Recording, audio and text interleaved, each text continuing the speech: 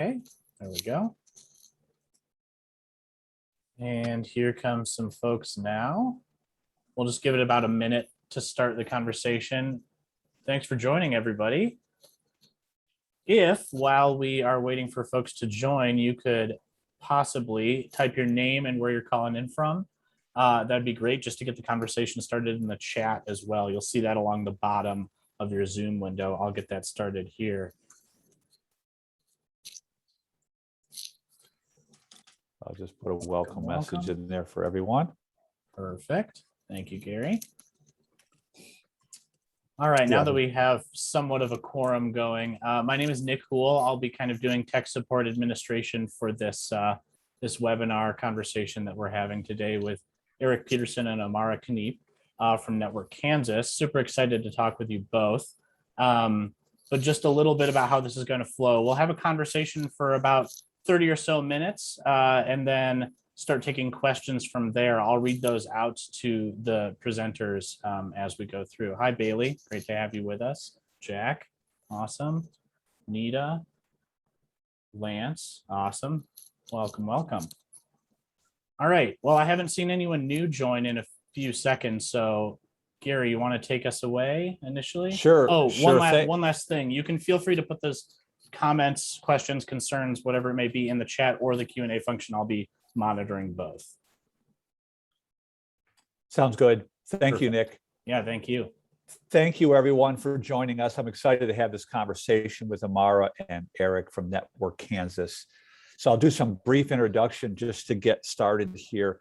My name is Gary Schoniger. I'm the founder and CEO of the Entrepreneurial Learning Initiative. The name of this series is Entrepreneurship in Education. I'm going to put an asterisk over the word education because I don't necessarily mean formal education or standardized education. So today we're going to be speaking with Erik Pedersen and Amara Kniep from Network Kansas, which is an economic development organization based in Wichita. Do I have that right? Yeah. Okay. Yep. Based in Wichita, Kansas. Erik is the vice president of entrepreneurship at Network Kansas.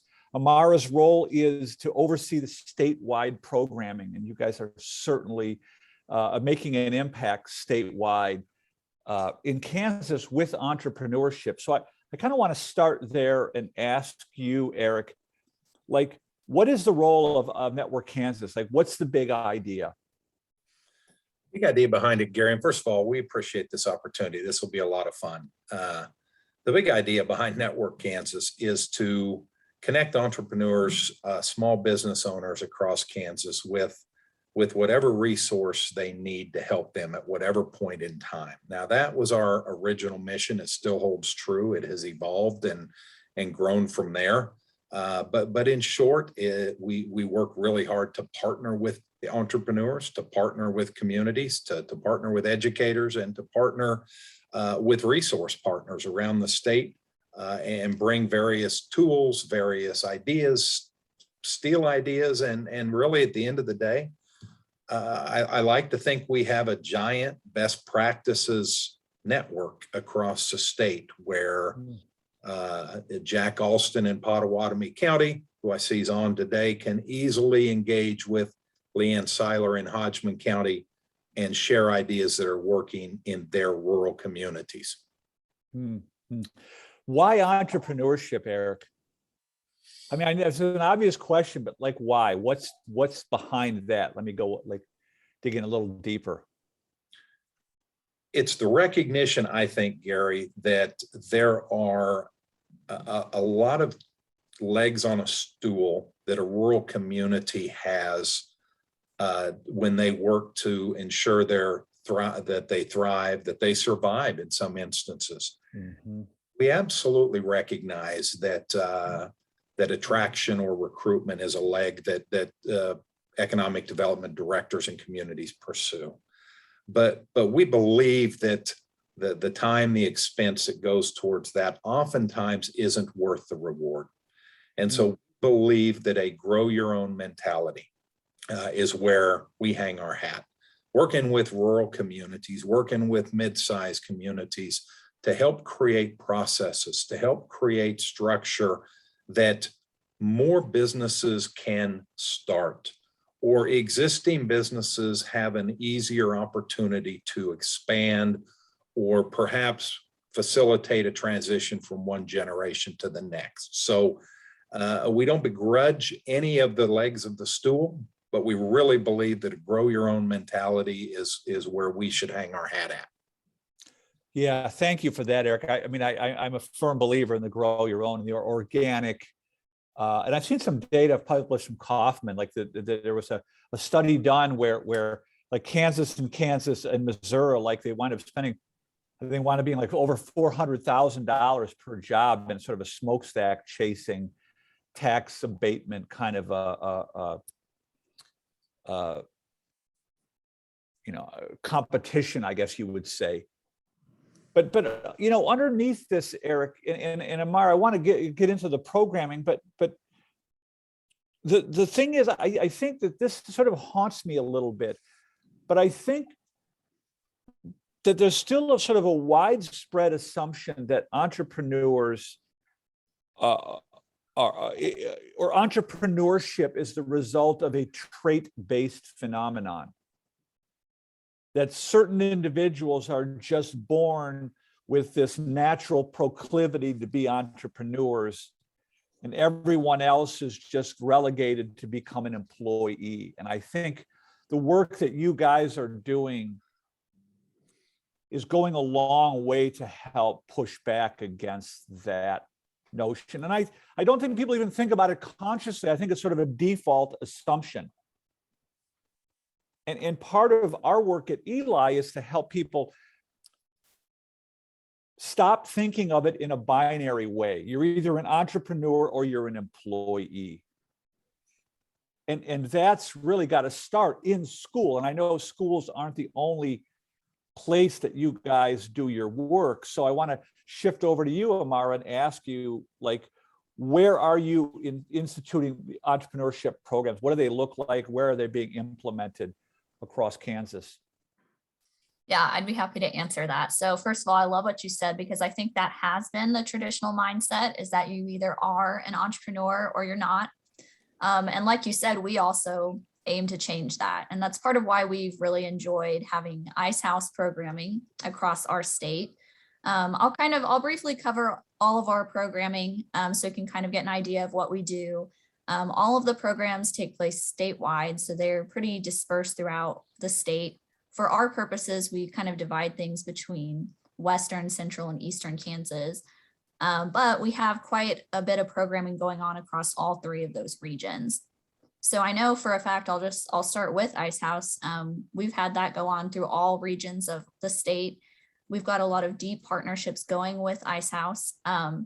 And that's something that I think has really inspired our thinking, is to help people understand that it's not fixed whether you are or are not an entrepreneur. It's more about the mindset and seeing problems as opportunities. And so I think we've done about 50 classes across the state so far, Wow. and people on that mindset. And so we also have a program called Growing Rural Businesses, which focuses mainly on existing businesses, but there is a mindset piece in there as well to kind of help them more so even deeper understand the entrepreneurial mindset and how to grow and scale their business. That's also taken place across the state. We send a lot of businesses to a program called Destination Bootcamp, which is run by John Schallert, who's based in Familiar. Yep. We've had tons of people from all over Kansas go through his programming, which is about creating a destination business, and also got some cool mindset aspects of it as well. So that's been very impactful. We also have Makerspace Bootcamp, which is run by Jim Carell. I know you're super familiar with Jim, and he does a lot of work incorporating the Ice House mindset into his programming. So even with Makerspace Bootcamp, which is kind of helping communities think about how to start and implement a makerspace in their local community, he's got that mindset piece in there, which I think is just really neat. And then lastly, our other board certified program which is by far our most popular and largest program in terms of participation, is the Youth Entrepreneurship Challenge. So that is for middle school and high school kids. where our local e-community partners, or even if they're not an e-community, a local community person, which is usually economic development or a chamber person, will work with their local school to host a youth entrepreneurship challenge event, which is where the kids will present a business idea. They've got a couple different components of the competition that they participate in. And then the winner of that event can go on to present at a state championship, which is hosted by a state. So we're really, really proud of that program. That's been around since 2013. Last year, we had 898 students participate across Kansas. Wow. That was obviously even with the pandemic going on. So we were really proud of that. And the main goal of the program is to help kids see that entrepreneurship is a viable career option, because they're not really taught that. It is kind of, what do you want to be? Do you want to be a doctor or a teacher or whatever? The kids, they don't even think, unless you get in there and coach them, they don't even think of having their own business as an option, really. So the program really aims to shed light on that, to show them that, well, first of all, to look at problems as opportunities, to apply that to their local community, to see that they could be an entrepreneur. And also, since so many of our e-communities are very, very rural, we want them to know that they can be successful in their own community. And it's not where they have to move away to a big city in order to be successful. They can create their own business and their own life where they're at without having to uproot and move away. Yeah. That's huge, Amara. I mean, I think that's part of what Cliff and I were trying to do with Ice House also, is to sort of get people to think twice about the image of the entrepreneur in a major metropolitan hub, at an elite university with, access to venture capital, and to sort of dispel some of those myths around entrepreneurship. And, I was just interacting with Jim Carell over the last couple of days about an article he's writing. And he's really, he describes himself as the Forrest Gump of entrepreneurship. And I think that's a perfect fit. But how do we replicate that? Because it was almost like a perfect storm. Jim had some entrepreneurial experience. He had license at the college he was at. And he, I don't want to say single-handedly, but I would say he was the catalyst for significant economic impact in a town of 10,000 people in rural Kansas. Have you seen other examples similar to that? Or how do we clone Jim? Amara's closer to this than I am, but I had a thought that came to mind as you were talking. And I'm glad you asked that about, have we seen more of this? The answer is yes. Kansas, and it's really exciting. From an Ice House standpoint, to get to this mindset idea, when we were introduced to Ice House, and let me back up a second. So many of the things that Amara mentioned that we do, we didn't create them. We've hardly created anything, to be honest, Gary. It's been one of our partners or one of our communities that has said, hey, this is something really neat. You guys need to see it. I bet you'll want to do it elsewhere. Ice House was no different. Facilitator in Sterling, who's a teacher at Sterling High School named Brian Richter. Yep, I know Brian. Yep. On an Ice House program, and the economic development director at the time, Jill Nichols, contacted us and said, you need to see this. You'll want to do it. Well, we did. We saw it. We wanted to do it. We tried to provide that opportunity to a lot of our e-communities across the state, but there was a little bit of a bottleneck in that there were only so many people we knew that could facilitate the class. And Brian had a day job. He was teaching high school. So we weren't real sure where to go. So we kind of started to dig a little. Well, let me fast forward here. As a result of this, there are probably 10 or 11 licensed Ice House facilitators in Kansas that we now either know of or we have helped coordinate their training. And I'm not saying that in a way like we did anything neat. We didn't. But the cool thing is the movement of mindset has caused so many rural economic development directors to want to embrace it and begin to offer it in their community. And then I think Amara could probably speak to the offshoot that's happened out of the Makerspace and what other communities are doing with that. Yeah. Yeah, that's a great point about the facilitators. We have really grown that list. Well, like Erik said, the communities are doing it and we're just on board. Yeah. We're really excited about it. And with Makerspace, there have been a lot of communities that have taken the ideas back to their hometown and are working on implementing things in the community. I think the best example really is Leanne Seiler in Hodgman County. She's got something going with a local building there. And her programming for Makerspace stuff is really focusing a lot on the youth and getting the kids not only to have the entrepreneurial mindset, but also to have the mindset of, just creating and making things. Because when you get them at that age and they don't have the, I don't know what the word is, but there's not as many restrictions in their mind, about what they can do. When you get kids at a really young age, it's easier to teach them these things because their minds are already so open to all of the wonder and awe in the world. Yeah. So, and Leanne, she's a fantastic representation of that idea, I think, and just wanting to get the Makerspace up and going and have an impact on the youth of her community. And I was also going to say, when you talked about how can we clone Jim, I think in our experience, and Erik, you can piggyback off of this if you want to, but I think in our experience with YEC and other programs, I think really in any community, the key to making a difference is finding the right person who's going to be a champion of these ideas, like Jim, like Leanne. Yeah. To really take this on and dive in deep and be a light for others in regards to these programmings and these ideas and these beliefs. I like that, Amara. I like that a lot, and it starts with a champion in a community. Yes. Right. And I think that's the key. And, I served on the board of Purdue's Polytechnic School. And I got to tour some really, really high-end maker spaces that were essentially empty because they started with the facilities and all the cutting edge stuff, but they didn't have a champion. Exactly. They got it backwards, I think. And I think that's important. And, what Jim has done in his community in terms of, the former president of Independence Community College gave him an empty building and said, I'll keep the lights on and I'll pay your salary. You got to figure it out. And I think that's important.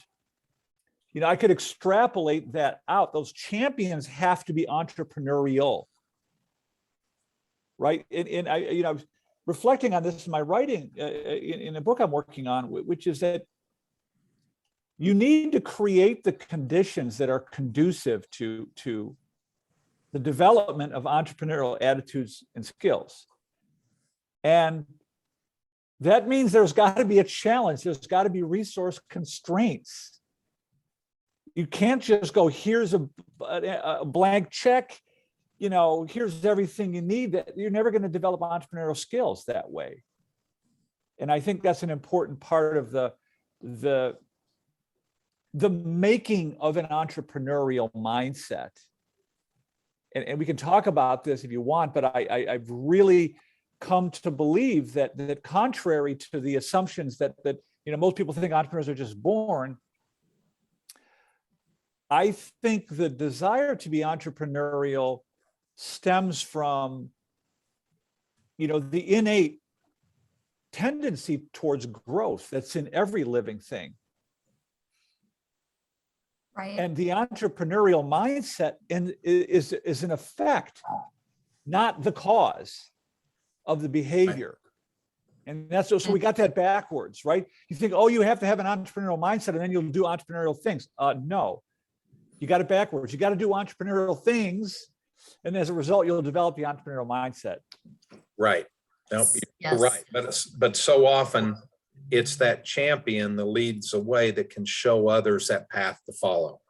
That's right on. That's right on. That you need The psychologist Albert Bandura, who studied like human efficacy, like self-efficacy, your belief in your own ability to sort of navigate life.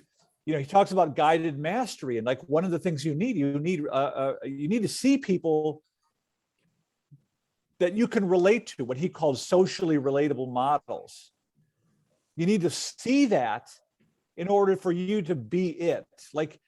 And so part of what I'm forever saying to entrepreneurship educators, unless you're at an elite university, like stop talking about Mark Zuckerberg and Elon Musk as exemplars of entrepreneurship, because you're probably doing more to discourage or inhibit than you are to encourage.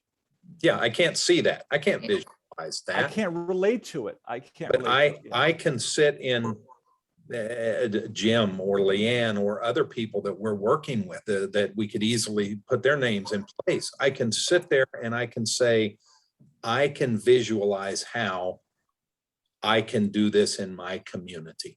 And I can visualize how people in my community can take advantage of this. This is at a level I can see. You have shown me entrepreneurial activities that I can grasp. I can take this back and do this where I live.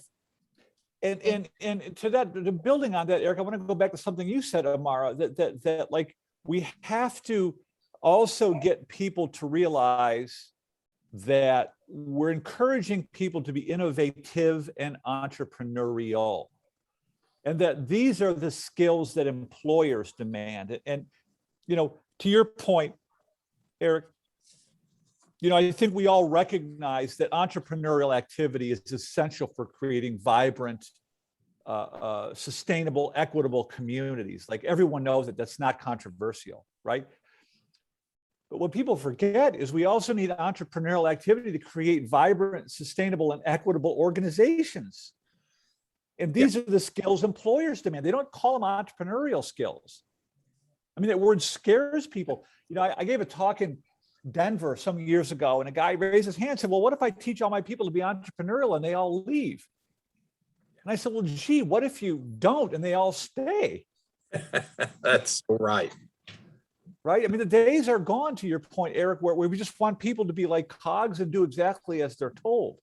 We want them to have initiative. We want them, to see problems as opportunities. And I think that's part of the mission that the shared mission of our organization and yours. Well, and I think it's advancing, and you get a lot of credit. You and Clifton get a lot of credit with starting a lot of this, to be honest with you, Gary. I mean, we're big advocates of the work you do.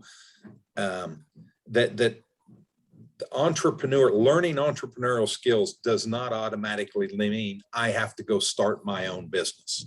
You're right. As an entrepreneur, as an employer myself or Amara, you want to surround yourself with people that think entrepreneurially. You're going to be a better organization with entrepreneurial thinking employees. They don't have to go out and risk all of their assets and start a business. Now, some will, fantastic, but some won't. But the employers that they work with are going to be better off because of it. Correct. And that's, I think of entrepreneurship as the self-directed pursuit of opportunity to create value for others. It took me about 25 years to coin that definition, because forever I bristled at the current definitions of someone who takes a risk in exchange for a profit. And that implies that, someone is just going to jump out. If you say, what words are synonymous with entrepreneur? People raise your hand right away and say risk taker. And I don't think that's as true as people think it is. I don't mean to say that it's not true, but it implies that you're gambling. It implies that you're mortgaging your house, that you're making these big, bold bets.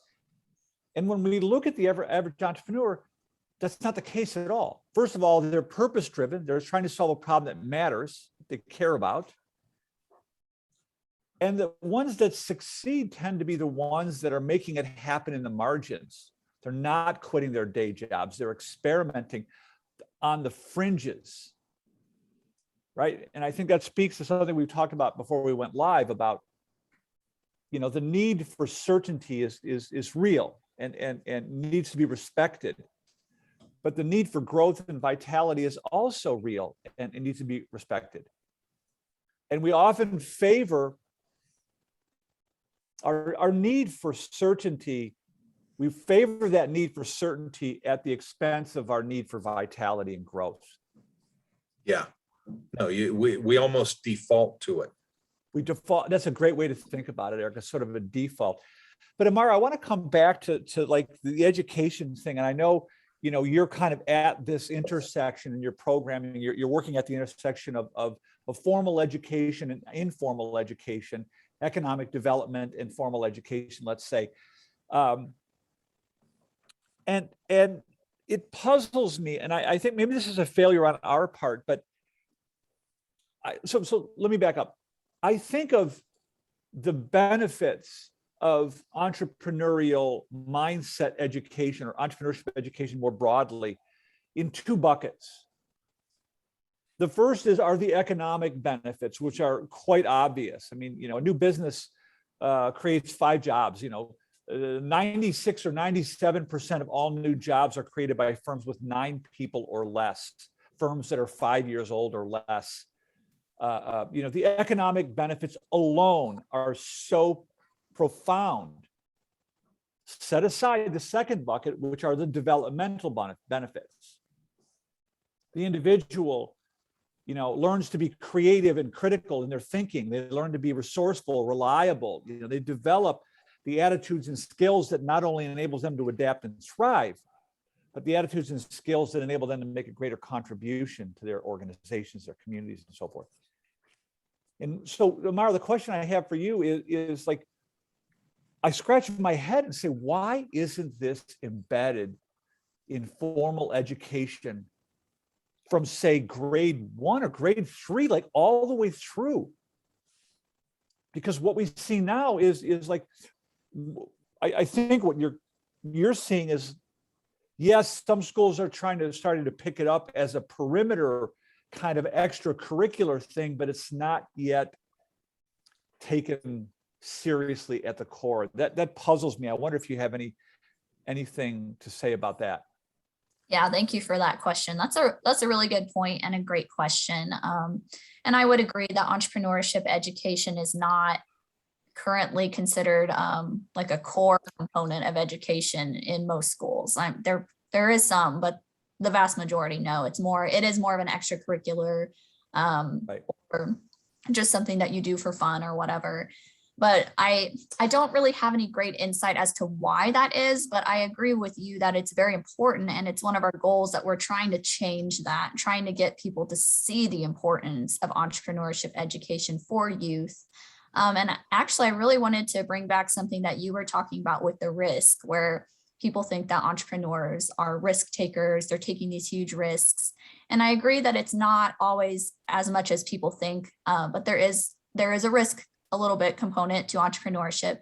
And I really think that is a huge reason why it's so important to get it into the schools, because it's a lot easier. I think people have hesitation, adults have a hesitation with becoming entrepreneurs because they think I'm going to have to take all these risks and I can't lose my house and I can't lose my job and all of these things.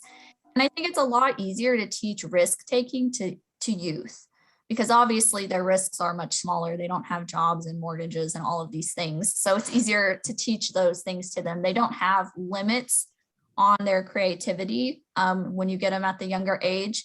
So I think that, and like you said, they will learn skills where they can apply them in a corporate job, even if they don't become entrepreneurs. And that is one thing that we pitch to schools when we talk about benefits for participating in our YEC program, is that even if the kids don't become entrepreneurs, that's okay. They're still learning life skills that are going to be really valuable to them in whatever role they end up taking. So yeah, all of this is just very important to get to them.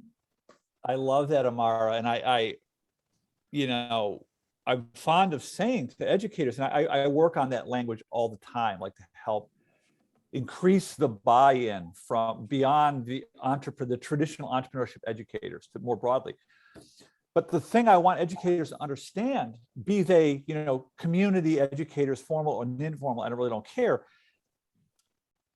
is that entrepreneurship creates a very, very powerful incentive to learn.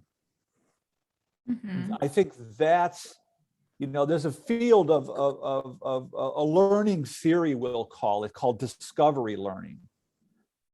And I'm in the midst of coining a model called EDL, which is entrepreneurial discovery learning. And the data is quite clear. Like, we retain the knowledge, we develop like problem-solving heuristics, and we're much more likely to become lifelong learners when we're engaged in discovery learning. So I think we both have some work to do as far as promoting entrepreneurship beyond just the small business realm. I think that's Gary, let me piggyback that, because you brought it. I was actually going to speak up after Amara, and I didn't, but you actually led into something that fits even better. This lifelong learning, or this well-rounded, for lack of a better word, person, because of the problem solving and the EDL that you just coined. I'd obviously never heard before. So here's where I'm going with that. Last year, there were 898 students that participated in the youth entrepreneurship events across Kansas. And those numbers go up every year. So we're 7, 8 years into this, but there's 600, 700, 800 kids every year. They start in middle school, they work their way through high school. Some of them have been a part of these competitions 2, 3 times. They go off to college. Some go off to college. Do they all enroll in entrepreneurship? No, they don't.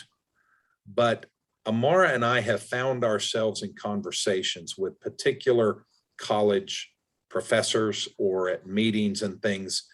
And you mentioned somebody that went through this, that was exposed to this kind of thinking.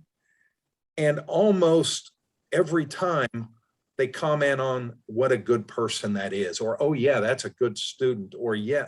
So they may not follow this entrepreneurship path through their collegiate, but they are better learners as a result of being exposed to this, is what I guess I'm trying to say. We're seeing that come out anecdotally, is that they're better learners as they progress in life as a result of being exposed to entrepreneurial skills early in their learning. Yeah, that I'm glad you brought that up, Eric. There was some data by a guy I think he was at Florida State last time I checked, and this is probably 15 or 20 years ago. But there's some data, and God help me, I shouldn't even bring it up because I can't cite the guy's name. But in any case, like, students who are exposed to entrepreneurship education, all their other academic achievement scores tend to go up. It makes learning relevant. I mean, that's it. And, that ties to another sort of idea here that Alvin Toffler, in his book called Future Shock, he posited that at some point in the future, and I think we're there, the rate of technological advancement is starting to go straight up. It's a hockey stick. It accelerates like a hockey stick.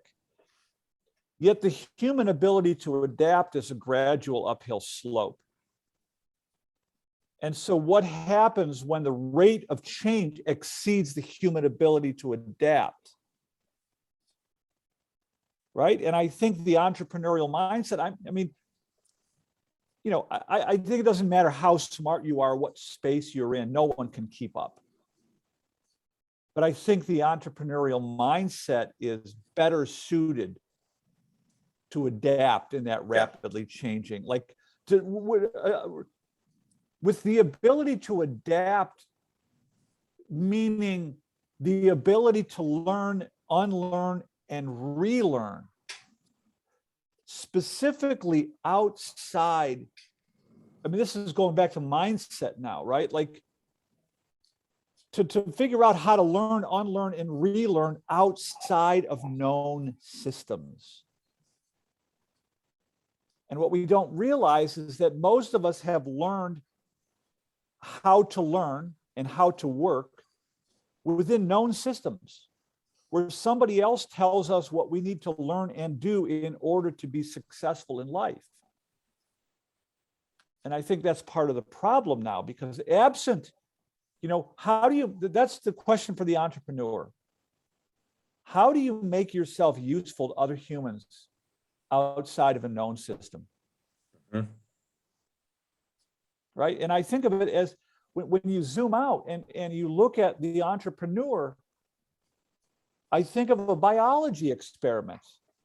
There's an organism searching for a connection with its environment. And to come back to your point about risk-taking, Amara, I think what entrepreneurs tend to do, the successful ones, is they micro experiment. They take lots of little risks as a way to reduce the cost of failure. And the problem in entrepreneurship education is, to the uninitiated entrepreneur educator, this looks like unbridled enthusiasm that needs to be curtailed. Right. Like, whoa, slow down there. You got to figure it all out. You got to write a plan. It's like, well, wait a minute, not so fast. What you want to do is encourage micro experimentation. Don't go mortgaging your house. Don't go quitting your job. If the three of us found ourselves in the Amazon jungle, we survived a plane crash and we're starving to death, and you come across a shrub, a bush full of berries that look very juicy, and we're starving, you don't gorge yourself on those berries. You take one berry and you rub it on your lips and taste it and see if it makes your face swell up. That's how organisms survive in unknown. And those are the skills students need to learn, in my view. No, I agree. And you said something, I find myself a lot of times, Gary, kind of trying to get down to the very basics and kind of black and white level. Yep. And you helped me with something when you worded it, and I'm going to try and use this more often, about that entrepreneurial thinking allows people to adapt. And I'm going to screw up what you said, but I'm going to get it close. Allows people to adapt better when they're not in the box of being told what to learn and how to go about life, if you will. But I'm now left out to my own devices, for lack of a better word, but my entrepreneurial training has given me the ability to adapt and think outside of this box. And that's a visual that I think is very easy for people to grasp. And I like it. I like that a lot. That's what it is. It's like, how you got to learn how to make, let's go. I love what you said, Erik, about, like, let's break this down to first principles. Let's try to get to the simple, basic building blocks here, right? And to me, it's like, okay, we all live by exchanging useful things with each other, right? That's how we're not hunter-gatherers anymore. We're not subsistence farmers. We exchange something useful. So the question now becomes, what is the useful thing that I exchange? And with whom do I exchange it? And what is the process by which I learn how to make myself useful? I mean, part of, Amara, part of our job is to get every student we come in contact with to get that it's up to me to figure out how to make myself useful to other humans and not fall prey to the underlying belief, mindset, that someone else has figured out what I need to learn and do in order to be successful in life. Right. So, and I know Nick, when Nick pops up, that's our little cue that there are lots of questions. Whack-a-mole. Yeah. The whack-a-mole. But the one thing I before you jump into the questions, Nick, I wanted to kind of follow on here with both of your comments is, the other thing about entrepreneurship in education, and I'm really directing this at you more so because you're out there on the front lines working with educators, is I see successful entrepreneurs sometimes that, and by successful, I don't mean multimillionaires, types, Right. but people who have built something significant that's contributing to their community, that's creating wealth, that's, creating jobs. People that were not great students in the formal education system. And it's really causing me to think more broadly about the confines of let's say, academic achievement scores or general and, IQ intelligence tests. There's a broader intelligence that I think, once someone makes the assumption that it's up to me to figure it out, I think that's the moment of freedom where you kind of step out into the jungle with a sharp stick and some baling wire. You start to engage your faculties in ways that you're not engaging them when you go to a job every day and assume that someone else is going to tell you what to learn and do. So anyway, this is sort of a piggyback on a recurring theme here. Nick, I see there's some activity which I'm delighted with in the chat. What do we have? Yeah, absolutely. Mostly comments, but I think they kind of bolster arguments that you all have been talking about so far. So I thought I'd chime in now with them. Nita has a couple comments, and I'll start with her first one. She says, here's the reason why entrepreneurship has not permeated our schools throughout the post-Second World War era. The prevailing perception of entrepreneurs was recapitulated in one joke. That is, entrepreneurs are people who start their own business to avoid getting a job. And by small business owner, and being that a small business owner was socially degrading. Furthermore, discussions of the role of entrepreneurship in American capitalism were relegated to a few academics involved in the study of small business, quote unquote, and that a small business was some kind of unique entity within a society. So I wanted to bring that up because that kind of, why is it on the perimeter? There's some interesting thoughts there. Right. And to piggyback on that comment, Nick, there was a guy named Birch. I forgot his first name, but a guy named Birch was an economist. In the early 1980s, he published a book that said that the small business owner were creating the vast majority of all net new jobs. Because up until that point, we just assumed that large corporations were creating all the new jobs. Right. And it was that work that sort of woke the world up. But I think to the comment you just read, people still kind of look down their nose at the small business owner as insignificant, specifically people in the Silicon Valley high growth, venture-backed entrepreneurship space. And in the aggregate, the small business owner is really the backbone of our economy. Jack says that was David Birch at MIT. Yeah, David Birch, thank you. Yeah, and I appreciate that, Nick, because that wasn't a name that I was familiar with. And Jack Alston, thanks for throwing that out. We use data from a source called youreconomy.org for a lot of things that we do here. And I think it's tied to University of Wisconsin, but I might be wrong with that. But anyway, it's a chart that I use in a PowerPoint, and it covers all 50 states. And give or take a few percent, they all look the same. And it's pretty much like 85%. I'm making the same argument you guys just made. Roughly 85% of all net new jobs in a state come from businesses that started or expanded in that state. Just people that, were recruited in, or their headquarters or elsewhere, things like that. So it bolsters the data of small business being a backbone. So can I piggyback on that comment, Erik? Is it the case maybe that that the grow your own is not politically expedient? Like that's part of the challenge. It's like, I want to do something that's going to show results, and grow your own is like, we're planting acorns over here. Yeah, no, and I also think it's not sexy sometimes, Gary. I mean, right. You don't pick up the paper, you don't read your phone and hear about Erik Pedersen's business has hired 2 people. But you know, in a town of 1,200 people, 2 people is a big deal. Right. You read about a recruited company that's coming in. That's what's sexy. But what drives me crazy about that is, I spend a lot of time in rural communities. And when someone will talk about that being what they need to do, we need to find a 50-person company, we need to find a 100-person smokestack. The very next thing that often comes out of the mouth is, well, we don't have the housing to support it if we got them anyway.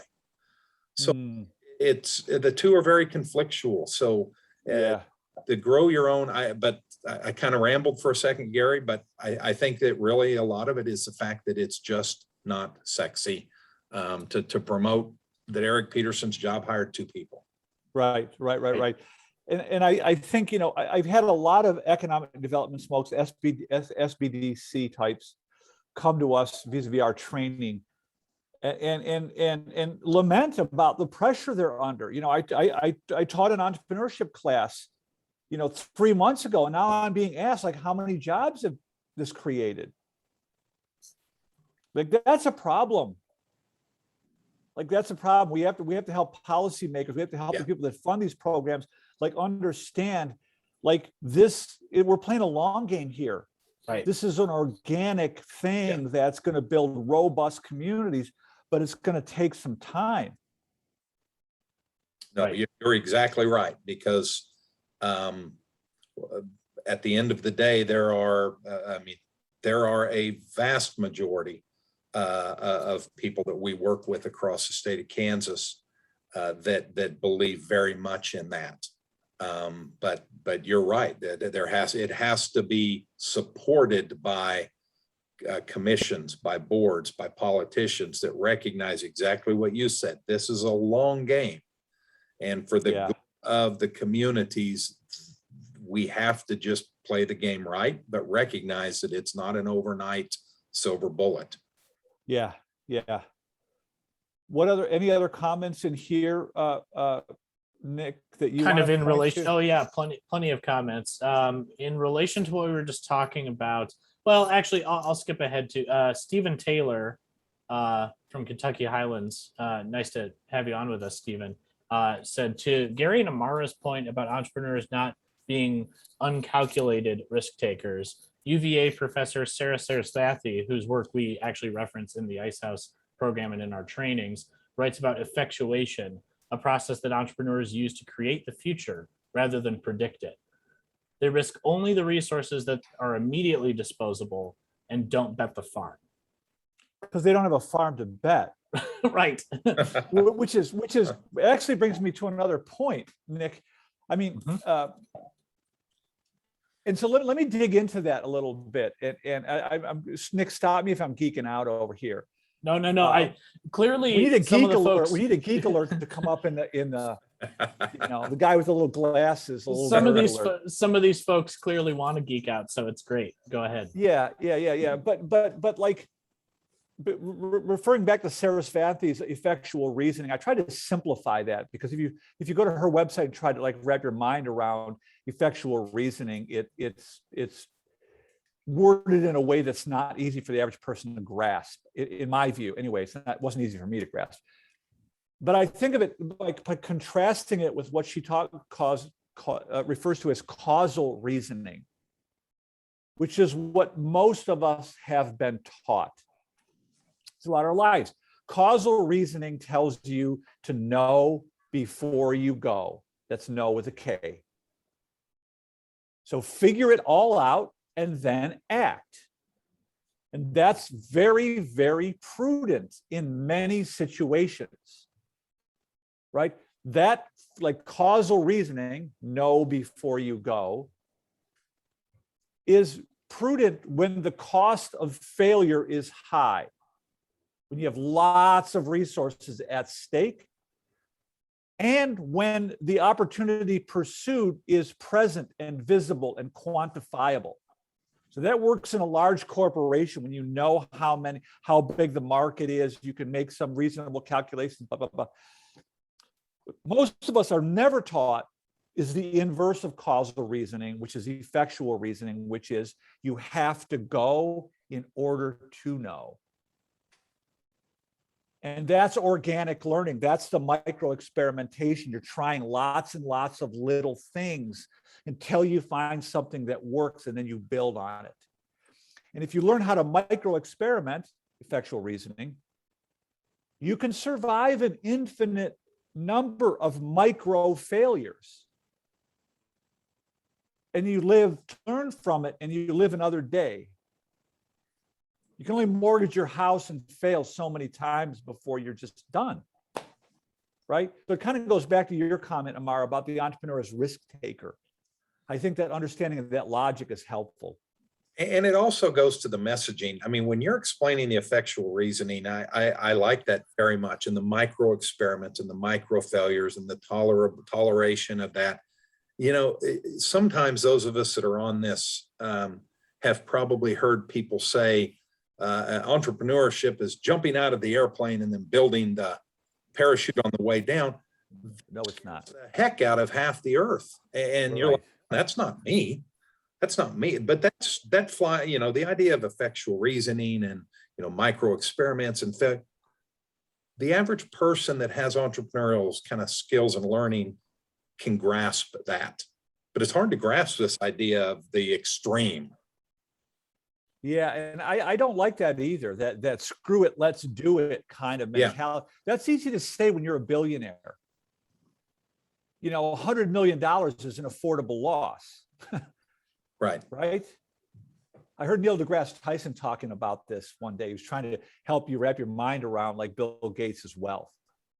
And he said the average person like won't bend over to pick up a dime, but they'll bend over to pick up a quarter. And so that means like for Bill Gates, it's around $40,000. It determines whether he'll bend over and pick it up or not. Right. But I agree with you, Erik. It's not really about it. This is an important thing that people have to understand. And it's that discovery learning. It's entrepreneurial discovery. I'm trying to find ways to make myself more useful to more people.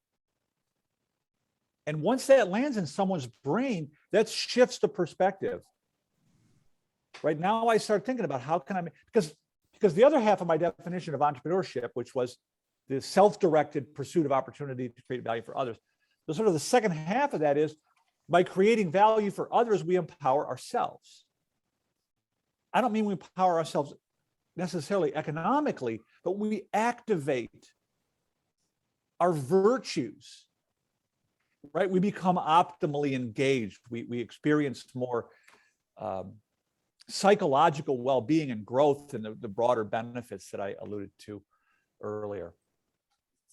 Nick, what other comments do you want to?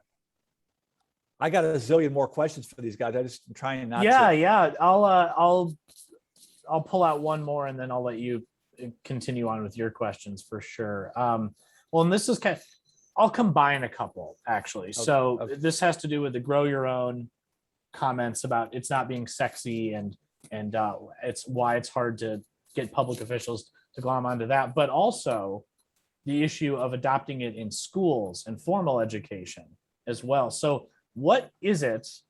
Let's talk for a few minutes about what it is that's stopping people from warmly embracing this grow your own, micro experimentation, effectual reasoning model of entrepreneurship. Entrepreneurship as a buzzword is being adopted more and more in education, but what is it that's keeping people from this true entrepreneurship that we're talking about now? Well, I want to hear what you have to say, Amara and Erik, but I would say it lies in the definition. People hear the word entrepreneur and they think Mark Zuckerberg. They think of somebody who's got some insane talent that they were somehow gifted with. They're techies, they're privileged people. They're usually white males. They're at elite universities, and we have to redefine it. We have to redefine it, as I've stated earlier: self-directed pursuit of opportunity to create value for others.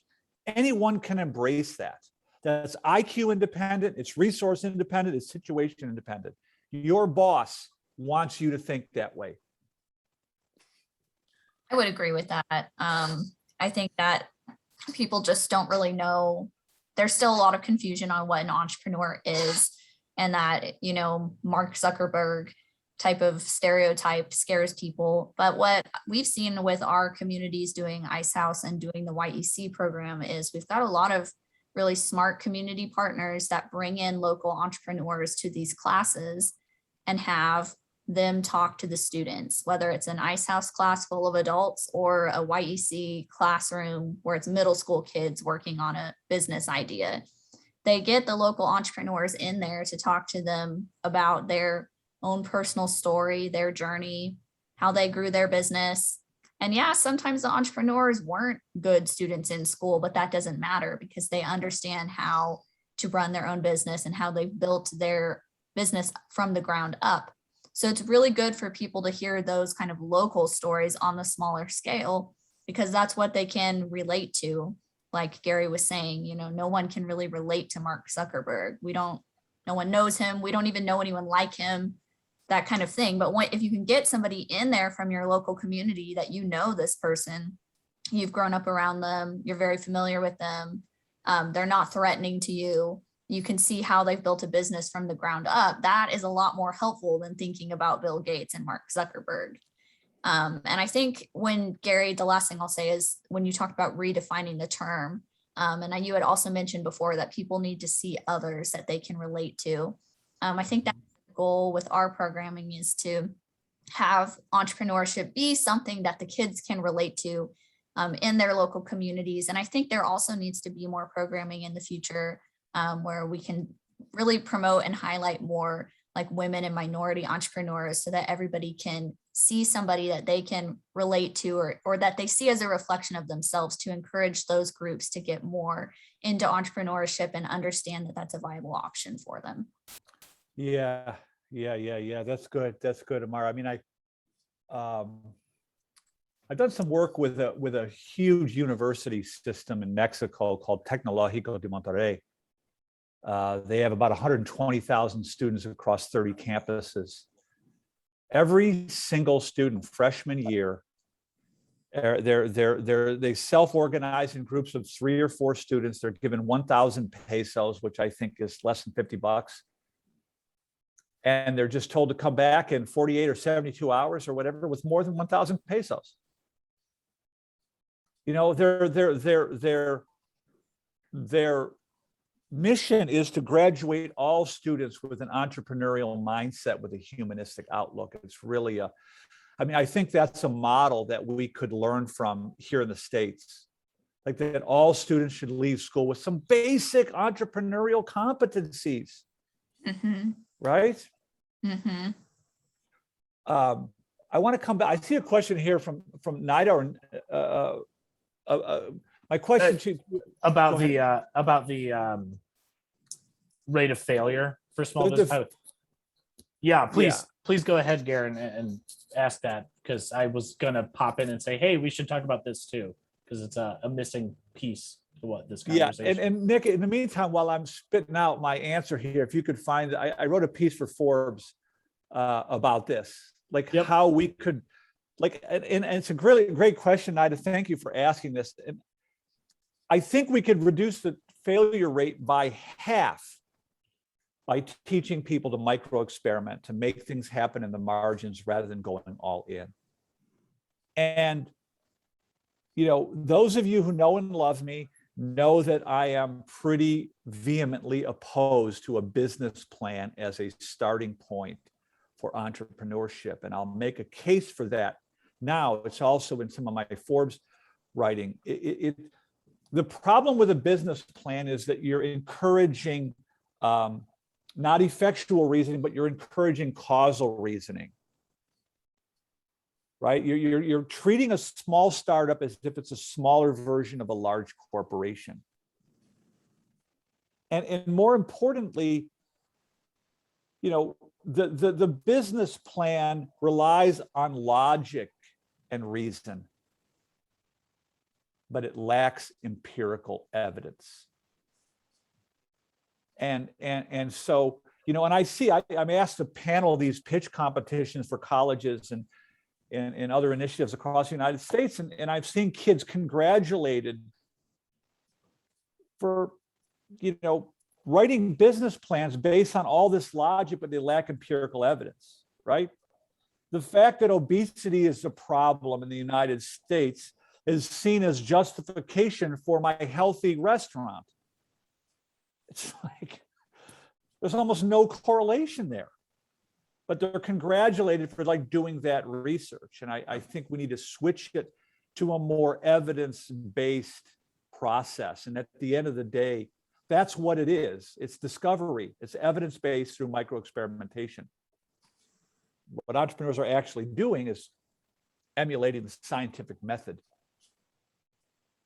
they're treating their ideas as hypotheses, and they're going out into the world and seeking evidence of usefulness, which in most cases is currency.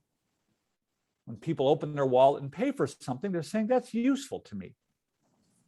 Doesn't have to be currency. It could be users or buy-in or subscribers or followers or readers or whatever, but it's an evidence-based process. And I think, so to get back to the question at hand, I think by promoting micro experimentation in the margins rather than promoting business planning is how we can cut the failure rate in half. I agree completely with that, Gary. And I'm going to also advocate one thing. I'm not against the process of planning, and not in any way, and I don't think you are as well. But I think what you're advocating for is that so often a business plan is done as an ends to a mean, meaning I need to do a business plan to get a loan from the bank. Correct. And then when I get the loan, the business plan goes up on my shelf and I don't revisit it again. I deal with my business.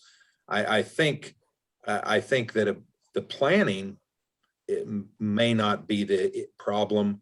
It's the fact that the planning is not treated as an organic living process that is visited frequently, daily, as you evolve your business.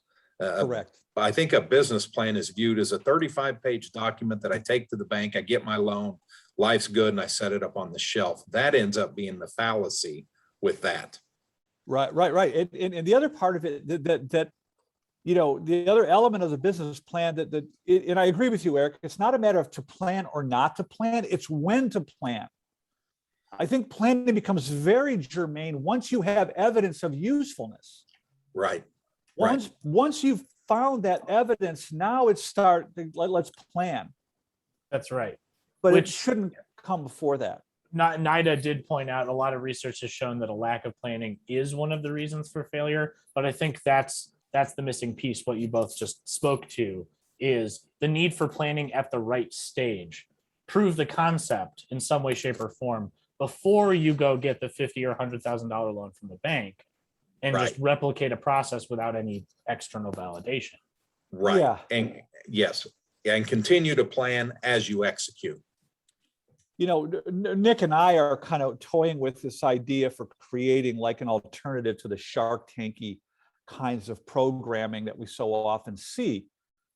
And like a 10X challenge, like give students some small amount of money or resources, $5, $10, and try to go out and turn that into 10 times the amount. Just to prove the micro experimentation, the evidence-based model of entrepreneurship. The last thing I'll say about the plan is, I think I wrote this in the Forbes piece. The physicist, the famous physicist Richard Feynman said this relative to science. Like, the first trick is not to fool yourself, and you're the easiest person to fool. And I think that's part of the business plan. It allows us to convince ourselves that this is just, an unproven fact. So it's another way to think about it. Oh, Mike O'Donnell's on here. Hi, Mike. Mike's a Denver-based, Colorado-based small business development guy. The survival rate of small business with employees is very predictable and well documented by the Bureau of Labor Statistics. There you go. Thank you, Mike. Let me also suggest that small businesses rarely fail. They choose not to succeed. Yeah. I'd like you to say more about that, Mike, but I think I know what you're saying there. It's a great comment. Any other comments here, Nick? Go ahead, Erik. No, because I'm going to kind of shift in a different kind of direction back to the students. So go ahead and play this out, Nick. Yeah, absolutely. NIDA also suggests or questions, how do we include in the equation the roles of business accelerators and business incubators in terms of mitigating business failure? And if I could glom on my own thoughts there, what is their role in success and failure? Is that really a good place to test ideas if you're not, quote unquote, getting out of the building, as they talk about in lean startup methodology? Yeah, it's hard to say, and I don't have any data on that. I read some Yeah. things that the utility of a business incubator is questionable, but I don't know enough to have an opinion on that. I think it's important to think about it in terms of when does that come into the process? I mean, I've interviewed hundreds of entrepreneurs around the world. They're not all reading the same damn book. They don't all take the same class. They figured out something like organically. And part of the point that I think I want to make from that comment, Nick, is, a lady came to me once at one of our trainings at the Kauffman Foundation, and she said, I run this small business development center. I think it was in Texas somewhere. And we're supposed to have an answer for every question that comes up. And I'm trying to point out that you're well-intentioned, but you're probably inhibiting the ability of the individual to develop entrepreneurial attitudes, behaviors, and skills. And you just can't keep providing answers. You have to keep asking questions and encourage the individual to go out and find the answers. The broader thing here that goes back to what you and I were talking about, Amara, students, every student, regardless of their chosen path, is going to need to learn how to separate signal from noise. And that's what's different. The military created this acronym called VUCA, which is an acronym for volatility, uncertainty, complexity, and ambiguity. That's the environment we need to learn how to learn and work in, that environment. Not another directed, routinized work where someone else is telling me what to do. And I'll just add one more piece that we often talk about in our work that I think kind of relates to some of Nida and others' comments, which is so often business plans are teaching people to operate like an existing validated business with a known market. And it just isn't the case until you go out and find customers and find validation for your ideas or your services. And that's true whether you're starting a business or not. But because we're talking about the failure or success of small businesses, I wanted to say, if you're starting a mom and pop tire shop, maybe that service is already being provided by someone else. So you have to find the right niche for yourself. And that's not going to happen without talking to potential customers. Right. Opportunities abound. Right. But if you're not aware that they exist, or you don't know how to look for them, they're not like obvious, like hanging on trees. They're invisible, they're latent. And so that's what you and I are doing, is teaching people, giving people the skills to tease out those opportunities. They're latent in every situation. But you also have to find the opportunities that align with the needs of others, right? So it's not just you finding the opportunity. You might have a great idea, but your execution of the problem, of the solution, might not actually fit with what people want to do or pay for. So you have to involve the customer in the problem finding and solving process. Amara and I do some work with the Wichita State University Center for Entrepreneurship, and they operate a program called eLaunch, and there are three kind of tenets that they talk about. What they've told Amara, the three things that the program is based around is: what's the problem, what's your solution, and does anybody other than you give a damn? And I think it speaks to just what Nick's talking about. You better figure out if there's a market out there. Right. Yeah.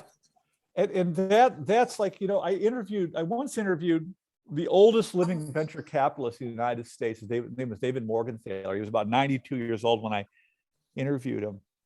And one of his claims to fame was he invested a Series A round in Apple, back in whatever, the 70s or the 80s. But he said it to me more bluntly. He said, the world doesn't give a shit about what you like to do.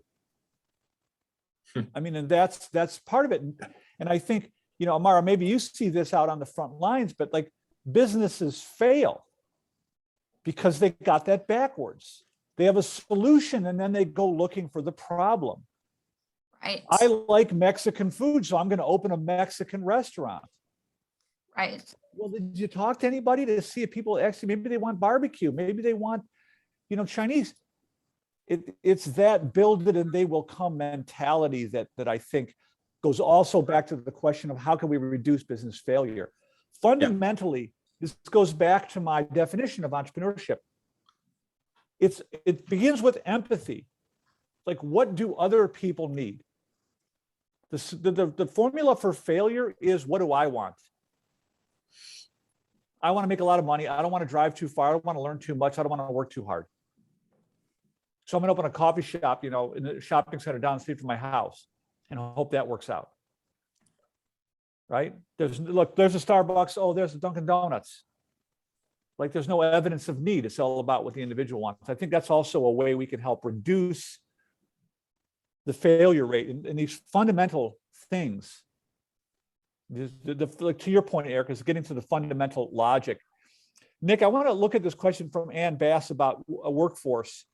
Ann is saying, I'm interested in talking about entrepreneurship intersection with workforce development, and it's something we're thinking about here. Maybe you've already covered this, but how can we put workforce on its head?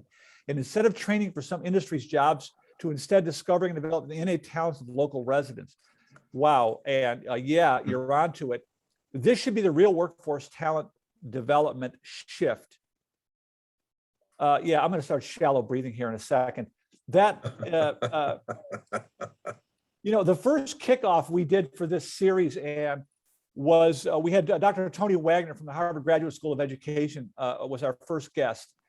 And we got to talking about the skills gap. Skills gap, skills gap, skills gap. You've heard the word 1,000 times. And it landed on me that, we talk about skills gap as if the worker is a hapless individual, that we have to bring them back into the factory, open up their brains, reskill them and put them back out into the workforce until that skill becomes obsolete. Then they have to come back in and get reskilled. There's no accounting. And my point, Ann, is that underneath the skills gap is a mindset gap. It's got to be the shift from locus of control to somebody else is going to tell me what to learn and do versus it's up to me to figure out what to learn and do. And I think that's the way to address the workforce shift, because it's really, really important. We've done some work in the workforce space, but I think you're really onto something there. So thank you for that question. And I know we've got about 17 minutes left, and we could probably go all day with this. So Erik, I want to give you a chance to go back to you. You said you wanted to take this in a slightly different direction. Yeah, and I don't want to, a couple of the comments, and I hope I'm saying it right, Nita, you really summarized it well when you said entrepreneurs have a higher desire to control their fate. That just hit me, and I'm really happy that you posted that. Jack Alston, we work closely with Jack, know you very well. Great point you brought up about the ice house in the schools. I got to tell you, I don't have the first clue in the world, but I think it's worth us continuing to explore. So consider that that's going to stay alive, and we'll talk about it more kind of offline as we get a chance, Jack. But what I wanted to say, Gary, was I wanted to throw a little bit of a nod out to Kansas State University and to Amara for something that is where we've kind of shifted this business plan idea, and I'm really excited about this development. So all of these local entrepreneurship competitions with the high school and the middle schools, they lead up to a state championship. We've done it 5 or 6 years now. Kansas State University is the host for it, and it's an amazing day. Well, it was a business plan competition, if you will, and we all know what those are. Well, to K-State's credit, they worked with Amara last year, and we shifted this to where now the championship, which is the best of the best of the 300 teams last year, about 15 advanced to this day. It's a mock boardroom setup. And here's what I mean. They don't do a business plan anymore. They do an executive summary, a short 3-page kind of down and dirty summary of their business.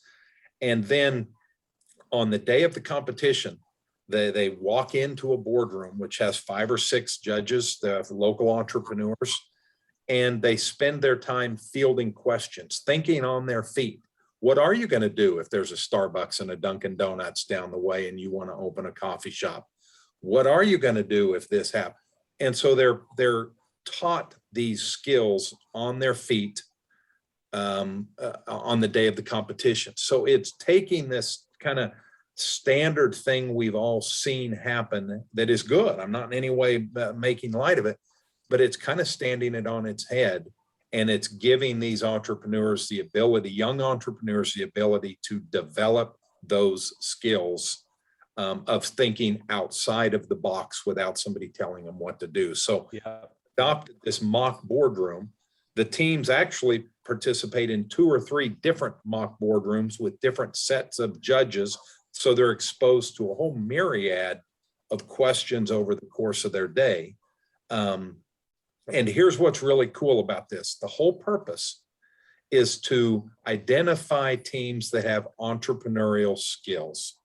And so what that means is it's not saying, Gary, you got first, Nick, you got second, and Amara, you got third place. They're treating it almost like all of us remember in the old music program days, music competition days, where if you scored a 1, you were the best of the day. But there may be 5 teams that scored a 1, or there may be 20 teams that score a 1. You're a superior. At the end of the day, they judged number of teams that were superior in their entrepreneurial skills, and they're the ones that share the lion's share of the prize money. And so I just love the whole way this has transitioned over the course of the last few years to where we're truly focusing on the skill sets of the entrepreneurs. Yeah, the agility and the creative and critical thinking and so forth is what you're getting at. I also love that there's not just one winner. Right. I mean, I hate the idea of the business plan competition as beauty contest, because this betrays the true nature of the way ideas evolve. Okay, so let's imagine that we're the judges in a business plan competition. Okay, and let's imagine it's like let's go in the time machine. Let's go back in the time machine, and we're in the middle of a very small rural town somewhere in Arkansas. And some guy fresh out of World War II with no experience shows up and says, I want to open a discount variety store. No one's throwing money at him. No one's thinking this is the greatest thing I ever heard of. But the guy's name is Sam Walton, right? It took 27 years for him to get from 1 store to 7 stores, right? So that's my pushback on the beauty contest. That's why I like about what you're saying, Erik. It's just, there's a score. You just try to score the high level. There's not just one gold medal winner, because good ideas often start out as really bad ideas, right? And this goes back to my other comment, from pushback I get. I was at a training once, and a guy's running a small business development center was lamenting about the poor quality of ideas that people come to him with. And this also irritates me a little bit. I'm just saying, well, slow your roll there, big fella. You're not really qualified to tell a good idea from a bad idea. None of us are. Right? Like people with their own money, like serial entrepreneurs with millions of dollars of their own money on the line, get this wrong, 70 or 80% of the time. And this goes back to the business plan competition, my angst around that. Our brains tend to reject ideas there's no precedent in the mind. If you have no precedent for it, just, how did we get to walking through commercial airports for 40 years, carrying our luggage, paying people to put the luggage on an apparatus with wheels on it before somebody decided just put the damn wheels on the suitcase? Yeah. Right? And if we were all sitting around talking about ideas, say, in 2007, And Erik, you said, I got an idea to make a platform where people can rent their spare bedrooms out to strangers. Amara and I would have looked at you and said, Erik, that's the dumbest thing I've ever heard of. Right? Yeah. And so it's even if somebody does have like a really stupid idea, you want them to figure out that it's not feasible. You don't want to be the one telling them that. I think that's the more important point there. Any other comments in here, Nick, you want to jump on?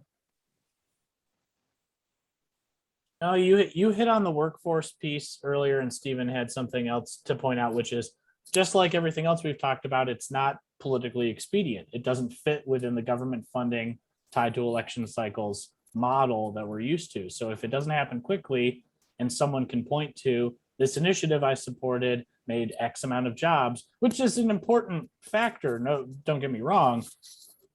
It doesn't often get done. So it's conversations like the one we're having today. And thanks everyone for such an engaged chat today. It's been great to have so many awesome comments.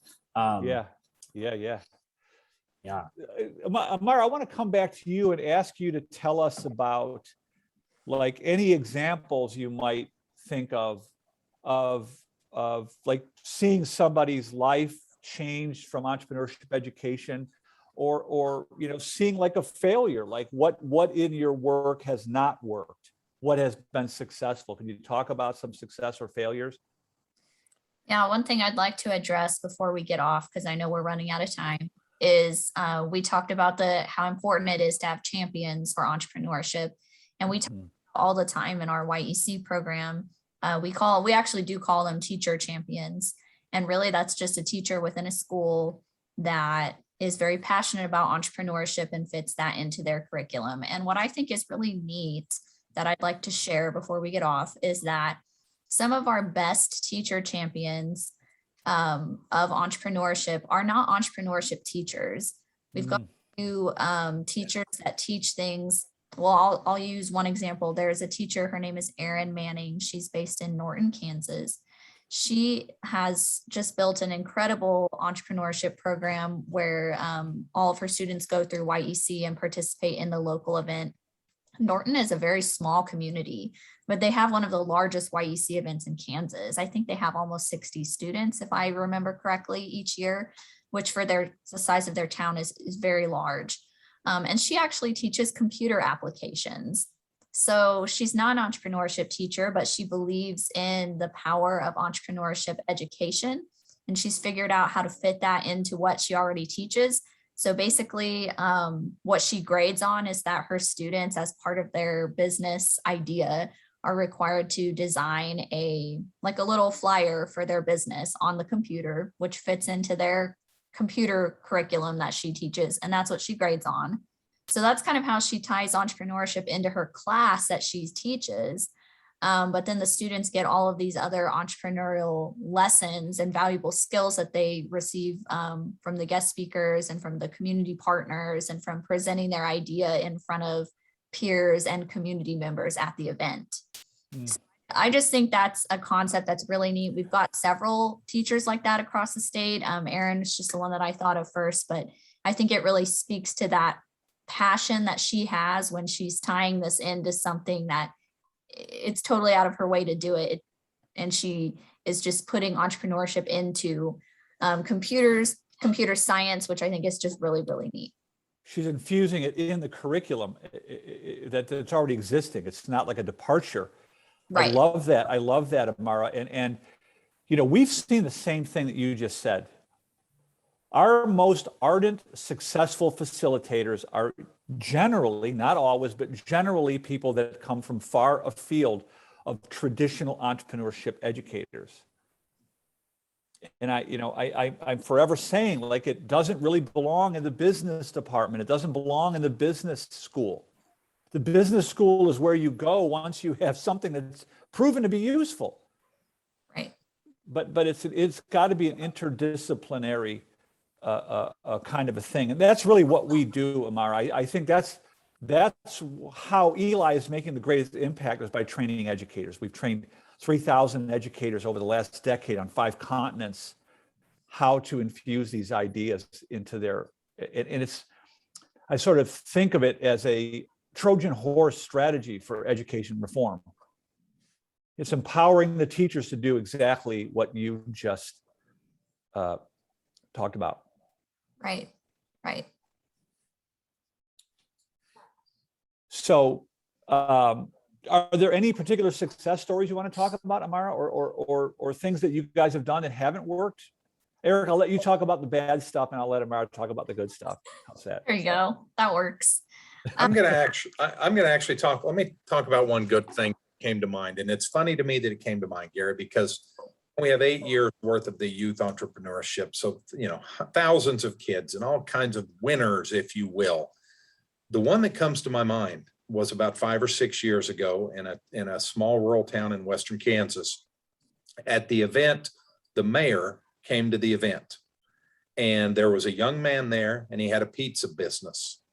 And I don't think he won anything at all in terms of the prizes or whatever the course of the day. And I was talking to the mayor and asked him about, you know, how neat the day was and whatever. And he said, I came here because of that young man. I've known him for my whole life, and I've never seen him as excited about anything in his life as he is about this opportunity to participate in this and do whatever he wanted to do to create an idea. And, you know, of all the winners and the grand business ideas that we've seen, I think it's pretty neat that that's the one that still resonates me this many years later, is what a difference it makes in some young people's lives that may not be the you know. Yeah, on track for engineering school or medical school, Yes. or law school or whatever, right? Yep. Right. Yep. And that gets to the broader point, Erik. I think, you know, I heard Malcolm Gladwell introduce this term of like human capitalization rates, which are the percentage of any given population is able to achieve their potential. Like that's what entrepreneurship, that's what the work that you do and the work we do, that's where we live. I mean, that's at the end of the day, isn't that what we're all about? It's really that. And I think entrepreneurship is a way to actualize otherwise lost human potential. And I think that's what your story speaks to. I think you're right. And Mara, I'm sorry for jumping in, but that resonated with me. So please share. You're fine. Please. Yeah, well, I was going to say, we probably don't have time for me. I could share plenty of success stories with you.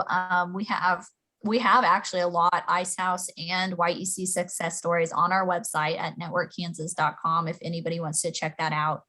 But I will share one. There was a young lady, and Erik knows this young lady very well. Her name was Jade Arthur. She's from Goodland, Kansas. She participated in YEC.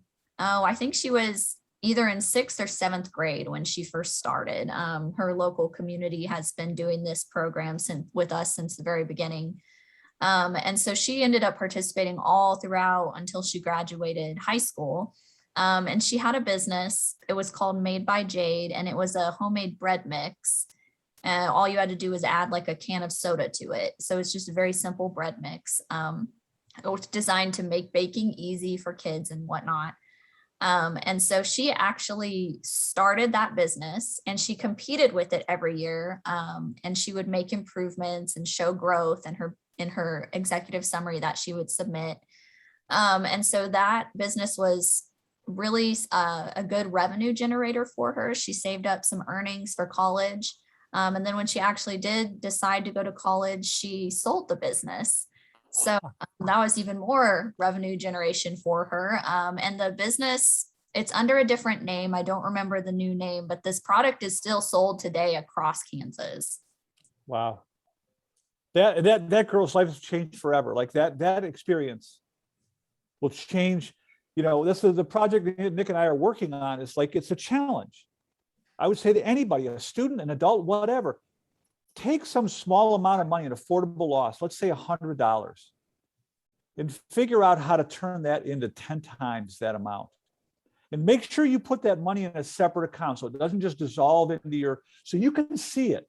I now have $1,000 where I had 100, and I did that in my discretionary time with my discretionary thought and my discretionary resource.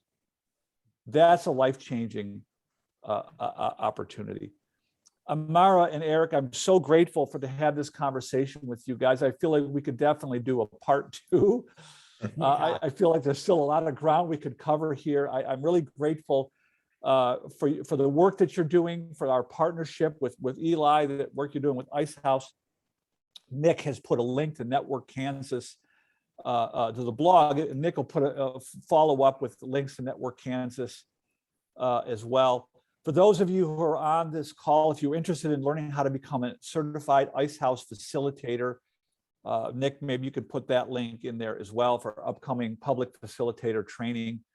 I think it's coming up in November is our next public training. Of course, we do private trainings all across the country as well. So thank you, guys. We'll follow up with everyone with a follow-up email with the video links to this video. You can share it as you see fit. Absolutely. Yeah. So thank you, Amara. Thank you, Erik. Thank you. Thank you so much for having Thank you, us. everybody. Great. Thanks, everyone. Bye-bye.